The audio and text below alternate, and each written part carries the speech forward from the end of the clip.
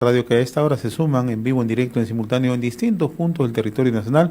También les recordamos que estamos a través de nuestro canal YouTube, rcrperú.com, y también a través del Facebook.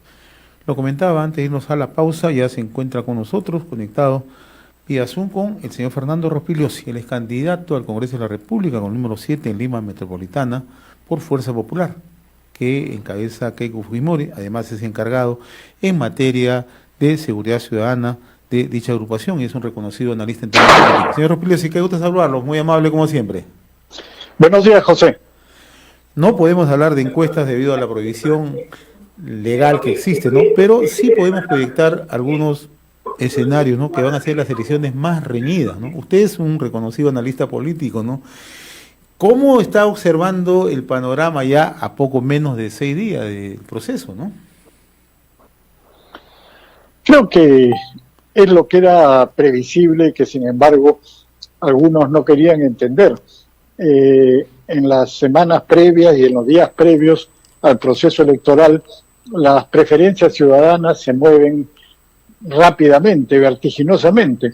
Eso suele ocurrir siempre en el Perú, pero en esta ocasión con mayor énfasis debido a la situación de crisis que vivimos, a la pandemia. Ya llevamos más de un año en esta crisis y, como es evidente, en los últimos meses la mayoría de la población no ha venido prestando atención al proceso electoral, con justificada razón, por cierto, porque todo el mundo está preocupado por salvarse del COVID o de atender a los parientes enfermos o de conseguir oxígeno o de conseguir un empleo o de conseguir algún ingreso. En fin, hay muchas preocupaciones que tiene la gente que hacen que no se preste mucha atención a las elecciones, y solamente en los últimos días, en las últimas semanas, ya se empiezan a mirar los candidatos y las propuestas. Eso es así, esa es la realidad. Entonces, por eso las cifras se van moviendo muy rápido, incluso ahora hay mucha gente que todavía no decide su voto y lo va a decidir seguramente en los pocos días que faltan o en las últimas horas. Esa es la realidad que tenemos ahora, ¿no? Y, en fin, con eso hay que seguir adelante.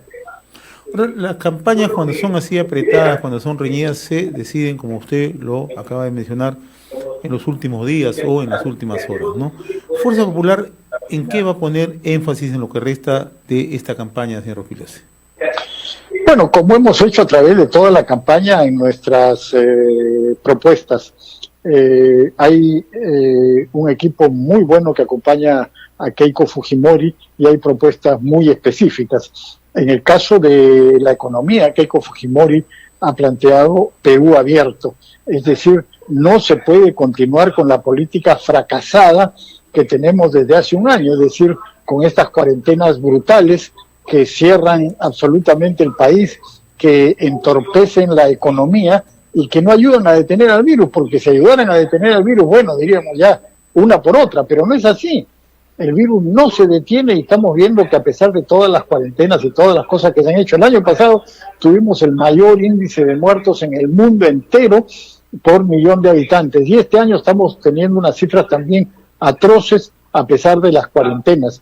Es decir, el mecanismo para parar la expansión del virus no son las cuarentenas. Hay que mantener distanciamiento social, no hay que realizar aglomeraciones, hay que evitar todo tipo de aglomeraciones, claro que sí, pero no cerrar la economía, porque eso mata de hambre a millones de peruanos que han caído en la pobreza y que son informales y que tienen que ganarse el sustento día a día. Entonces, esa es una propuesta concreta. La otra, en el campo de la salud, donde tenemos al doctor Ernesto Bustamante, uno de los mejores especialistas que hay, es también clarísimo. Pruebas moleculares, no esas pruebas rápidas que compró Vizcarra que no sirven para nada, pruebas moleculares que sí sirven para detectar a los infectados, y hay que aislar, pero no aislar a todo el país o a toda una ciudad o a toda una región, sino los focos concretos de infección. 70.000 pruebas moleculares diarias es lo que se requiere para eso, para detectar a los enfermos, a los asintomáticos, porque eso es el principal problema, el asintomático que no sabe que está enfermo y va contagiando a otros y a él no le pasa nada. Bueno, eso es importantísimo, y lo más importante de todo son las vacunas, pero vacunas de calidad, no como estas vacunas chinas que trajeron, que son de dudosa calidad y son las más caras. En algunos sectores, en algunos países, ya se están poniendo 3 vacunas por persona porque con 2 no funciona. El mismo jefe del proyecto de la Universidad Cayetano Heredia, él mismo se puso 3 vacunas porque sabía que no estaba funcionando bien. Entonces, hay que traer vacunas de calidad como la Pfizer o como la AstraZeneca o como la Moderna, y trabajar en conjunto con el sector privado. Si las empresas privadas pueden conseguir vacunas y vacunar gratuitamente a sus trabajadores, eso libera al Estado de una tremenda carga y eso ayuda a que el Estado pueda concentrarse en las personas vulnerables. Entonces eso es muy importante para luchar contra el virus. Y por último, en la seguridad ciudadana, está claro también cuál es nuestro planteamiento. El principal problema que tenemos los peruanos es el delito callejero, el raqueteo, el robo de carteras, de celulares, el asalto a las bodegas, a los restaurantes, y eso se combate desde las comisarías, con investigación criminal, con más detectives en las comisarías, con patrullaje inteligente, con policía de cercanía, con el policía del barrio, en contacto con los serenos, con los guachimanes, con el bodeguero, en fin, hay un plan para combatir entonces la inseguridad ciudadana, para combatir el virus y para combatir el desempleo y la pobreza que están asolando a nuestro país nuevamente después de varias décadas de crecimiento. El escenario es bastante complejo, ¿no? Porque tenemos una crisis sanitaria, una crisis de salud, tenemos una crisis económica sin precedentes, estamos también transitando en una crisis política, ¿no? También sin precedentes en el país, pero adicionalmente usted ha añadido el tema de la seguridad ciudadana, que poco o nada se toca en esta campaña, ¿no? Ayer le preguntaban a la candidata de Fuerza Popular, Keiko Fujimori, cómo es que se renova la confianza de la población, ¿no? Y en un eventual gobierno de Fuerza Popular, ¿cuál sería uno de los principales valores, ¿no? Y ella ha indicado que estaría dispuesto a aplicar lo que lo ha denominado gabinete abierto, un gabinete multipartidario, ¿no? Usted por muchos años ha sido analista político, muy reconocido, por cierto, ¿no? ¿Es necesario generar un gabinete multipartidario en las circunstancias que vivimos y deponer justamente todas estas fricciones que tenemos? Claro que sí. No solamente es necesario, es indispensable, absolutamente indispensable. Como es indispensable hacer una coalición en el futuro Congreso, que no sabemos cómo estará compuesto, pero lo que sí sabemos es que será un Congreso fragmentado, donde habrán muchos grupos. Entonces hay que unificar esfuerzos sin ninguna duda. Y cuando, claro, Keiko Fujimori se refiere a un gabinete multipartidario, no quiere decir solamente a gente de los partidos políticos, sino también gente, se refiere a que gente independiente, que son técnicos capaces de diversos sectores, van y deben integrar el futuro gobierno. Y no como algunos candidatos dicen, yo no necesito el Congreso para gobernar. Ya hemos visto en los últimos años que el Congreso es indispensable para gobernar, pero en un Congreso fragmentado, ¿cómo se puede gobernar? Bueno, muy sencillo, hay que hacer coaliciones, poniendo por delante los intereses y los temas que unen a los grupos, por lo menos a los grupos que sean mayoritarios en este Congreso, y yo creo que eso es posible. Pero además hay que oponerse con firmeza también al populismo, a las cosas que hemos visto que han ocurrido durante el gobierno de Vizcarra, que están ocurriendo durante el gobierno de Sagasti, las cosas que están ocurriendo en el actual Congreso. Es decir, que se empiezan a regalar cosas como si estuviéramos en una situación boyante cuando el Estado está en crisis. Entonces empiezan a regalar cosas, va a llegar un momento en que el Estado va a estar en una quiebra, así como una empresa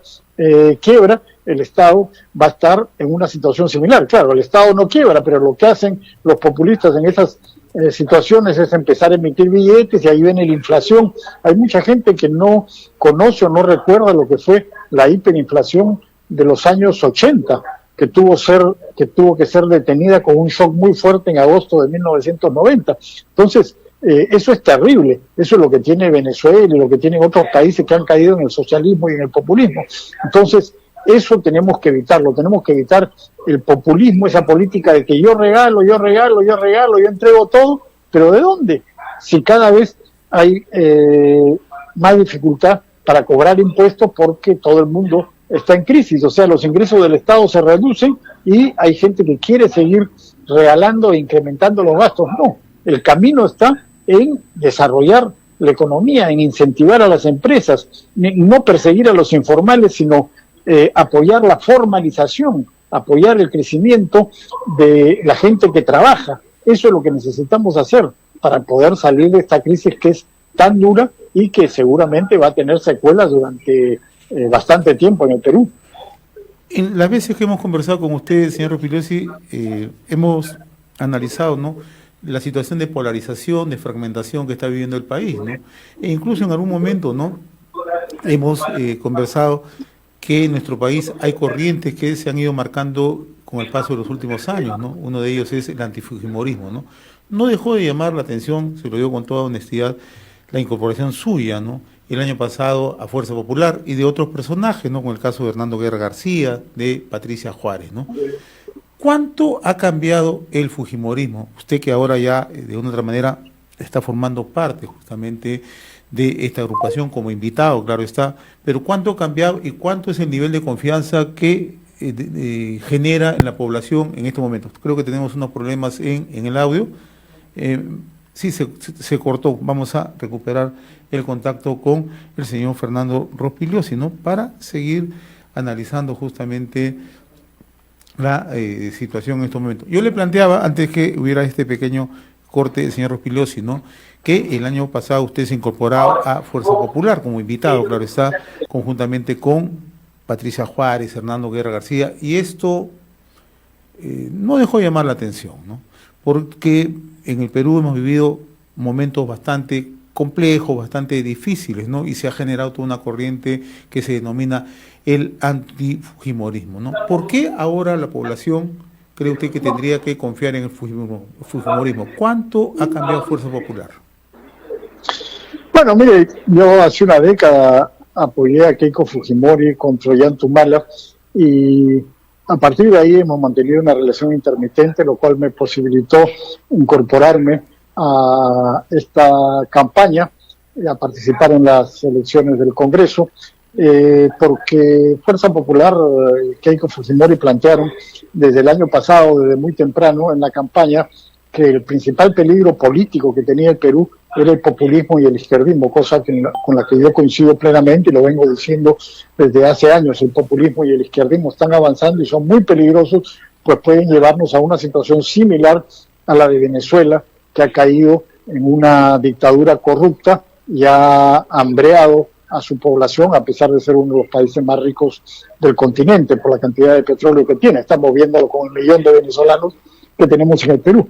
Pero además, Fuerza Popular es un partido organizado y eso se requiere para conducir el país en medio de la crisis. Estamos viendo otros candidatos que de pronto se suben al carro de un partido, no tienen ninguna relación con la base, si es que tuvieran base de ese partido. Generalmente no tienen base, no tienen nada, son solamente vientres de alquiler, y con esa precariedad después terminan buscando a cómicos de la televisión o a personajes dudosos como asesores, como ocurrió con Vizcarra, con Richard Swing y con Jaime y con gente así, ¿no? Entonces, un gobierno de personas que hacen eso no sería realmente un gobierno estable. Necesitamos un gobierno estable, pero necesitamos un gobierno que tenga firmeza, que tenga, como dice Keiko Fujimori, mano dura, que no significa represión ni mucho menos, sino firmeza y energía para conducir el país y sacarlo de la crisis. Entonces, esas son las razones por las cuales yo estoy trabajando con Fuerza Popular ahora, y además yo creo que en el Perú tenemos que reconciliarnos. Yo por lo menos no soy una persona de odios eternos, ni mucho menos, y por supuesto yo he sido crítico en la década del 90, como digo, desde el 2011, cuando respaldé a Keiko Fujimori. Pensaba en ese momento y pienso ahora que los peruanos tenemos que reconciliarnos y tenemos que unir fuerzas los que tenemos más o menos ideas comunes en este momento. Keiko Fujimori es una persona institucionalista y democrática, y eso me parece muy importante, y además es una persona que tiene carácter y energía, que ha resistido 3 prisiones absolutamente injustas y a pesar de eso sigue en la lucha. Entonces yo creo que eso es lo que necesitamos, una mujer de carácter fuerte, enérgica, institucionalista, democrática y que con un gran equipo. ¿Qué mejor que eso en una circunstancia tan difícil como la actual para sacar el país adelante? Creo que otros grupos no tienen esas características que podrían realmente ayudar a resolver esta crisis. Yo quiero retomar algo que usted lo enfatiza siempre, ¿no? Y yo debo reconocer, ¿no? Poco se habla del término reconciliación en el país. No escucho a candidatos, a voceros de agrupaciones políticas hablar de reconciliación. Y ese es un tema clave, ¿no? En el Perú, si queremos avanzar hacia adelante, tenemos que entender que tenemos que superar los odios o tenemos que recuperar esas dificultades por las que estamos atravesando, ¿no? Es posible generar espacios de reconciliación en medio de toda esta crisis y qué aspectos se tendrían que enfatizar justamente para ir camino a eso, señor Pilosi. Yo creo que lo que hay que enfatizar es muy simple, muy sencillo, muy claro. Hay que enfatizar que estamos en una situación de crisis y que tenemos que anteponer los puntos que nos unen, no los que nos dividen. O sea, si nos ponemos a pensar en cosas que nos dividen, bueno, hay muchísimas cosas, muchas de ellas menudas. Entonces, si yo no estoy de acuerdo en esta pequeña cosa, yo no puedo juntarme con este. No es así. O que antes nos dijimos tales y cuales cosas, entonces yo ya no puedo ver a fulano, a mengano o a tal grupo. No es así, pues. No es así. En circunstancias de crisis, sobre todo, tenemos que olvidar ese tipo de discusiones que podemos haber tenido antes y olvidar las pequeñas diferencias que nos separan y poner por delante las grandes cosas que nos unen. Yo creo que eso es posible. Una de las personas que era así era Alan García, que desgraciadamente ya no está entre nosotros. Pero yo, por ejemplo, yo fui un crítico de García y el APRA también me criticó muchas veces a mí cuando yo ocupé el ministerio, pero después con García hemos conversado y hemos incluso trabajado en algunas cosas juntas cuando yo acudí a la invitación que él me hizo para ver el tema de seguridad ciudadana que él iba a presentar en su programa. Entonces, estas cosas no tienen por qué ser motivo de divisiones y de odios eternos. La política muchas veces crea conflictos y crea enemistades, pero eso no tiene por qué dividirnos cuando estamos en una situación tan crítica y cuando el Perú está amenazado por no solamente las crisis que tenemos, sino por el populismo y el izquierdismo que pueden llevarnos por el camino de Venezuela. Entonces hay que deponer pequeños intereses y pequeñas divergencias y ponernos de acuerdo en las cosas más importantes. Usted es candidato al Congreso de la República por el Partido Fuerza Popular número 7 en Lima Metropolitana y además es el encargado en materia de seguridad ciudadana. Quiero retomar este tema, ¿no? Porque se lo digo también con sinceridad, poco se habla de seguridad ciudadana en términos generales, ¿no? Pero no conocemos con exactitud qué es lo que se está planteando, ¿no? De manera específica, ¿qué es lo que plantea Fuerza Popular? Bueno, como señalaba antes, creo que nuestro programa está destinado a servir a la población, a servir al ciudadano. Eso es lo que es más importante cuando uno elabora un programa. ¿Y cuál es la preocupación del ciudadano? Se parte ahí. La preocupación del ciudadano, la más importante en términos de seguridad ciudadana, es el de los delitos callejeros, el raqueteo, los robos de cartera, de celulares, los asaltos a las bodegas. ¿Cómo se combate eso? Desde las comisarías, no desde las grandes unidades que están dedicadas a ir al crimen organizado, y eso está muy bien y hay que seguir haciéndolo, pero al ciudadano lo que le importa son los delitos callejeros. Entonces, desde las comisarías, ¿cómo? Con más y mejores detectives en las comisarías. La policía es muy buena en investigación criminal, hay muy buenos detectives, pero generalmente están en las grandes unidades. Hay que poner más detectives y mejores detectives en las comisarías para perseguir el delito callejero, el raqueteo. En segundo lugar, patrullaje inteligente, patrullar en los puntos calientes. Para eso se requiere mapa del delito actualizado, se requiere que la gente denuncie los delitos, cosa que muchas veces no ocurre ahora, y para recobrar la confianza, policía comunitaria, policía de cercanía, el policía que conozca el barrio, que conozca la cuadra, que conozca a los guachimanes, a los serenos, al bodeguero, al zapatero, que tenga contacto con ellos a través del grupo de WhatsApp, que pueda ser informado cuando hay gente dudosa rondando el barrio o cuando se comete algún delito. Eso es fortalecimiento de las comisarías. Se necesita también poner la tecnología al servicio de la seguridad ciudadana, un C4, un centro de comando, control, cómputo y comunicaciones, cosa que es increíble que no existe en el Perú, en Lima específicamente, a pesar de que todos nuestros vecinos, los países vecinos tienen cosas así. Es decir, que concentre, por ejemplo, las cámaras de la policía, cámaras de los municipios, cámaras del sector privado, que tenga comunicaciones adecuadas con patrulleros que estén vigilantes en la ciudad, de tal manera que se pueda perseguir el delito usando la tecnología. Ahora hay cámaras con reconocimiento facial, cámaras con reconocimiento de placas, es decir, hay una tecnología que además está disminuyendo su precio en el mundo entero. Es increíble que teniendo miles de millones de soles en los últimos años y en los últimos gobiernos no se haya hecho algo que tienen todas las grandes ciudades en América Latina. Finalmente, me están preguntando acá a través de las redes sociales y yo le traslado la inquietud, ¿qué hacemos con el Braen?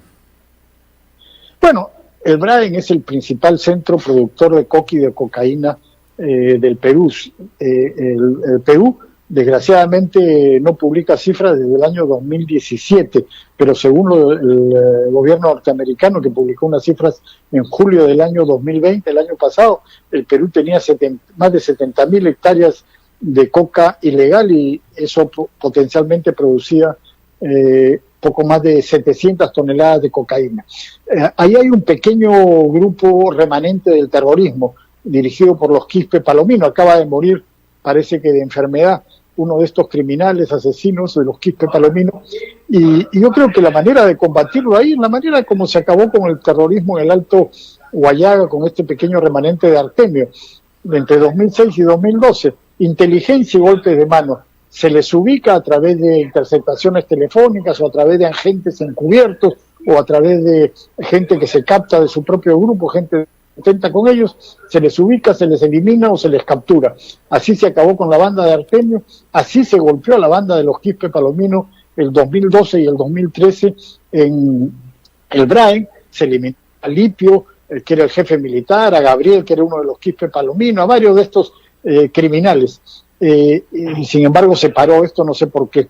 Esa es la manera en que hay que combatir a este pequeño remanente terrorista en el Braen, y luego de eso ya se puede entrar a lo que es importante, que es combatir el narcotráfico. De hecho, se combate el narcotráfico, pero con limitaciones, porque la existencia de los grupos terroristas ahí siempre es un peligro. Entonces, es difícil enfrentar el narcotráfico cuando se puede caer en una emboscada de estos grupos terroristas que conocen muy bien la zona. Ese es su principal activo, ¿no? Conocen muy bien la zona porque están hace 35 años ahí. Señor Fernando Rospiglio, si yo le agradezco infinitamente esta comunicación con Enlace Regional RCR, Red de Comunicación Regional. Usted es candidato al Congreso de la República, con el número 7, por el Partido Fuerza Popular en Lima Metropolitana, que encabeza Keiko Fujimori. Le agradezco como siempre la amabilidad, señor Rospiglio. Ha sido un gusto conversar con usted. Muchas gracias, José. Muchas gracias, muy gentil. Tenemos que irnos a una pausa, vamos a regresar con más a través de Enlace Regional RCR, Red de Comunicación Regional. Ya regresamos con Enlace Regional.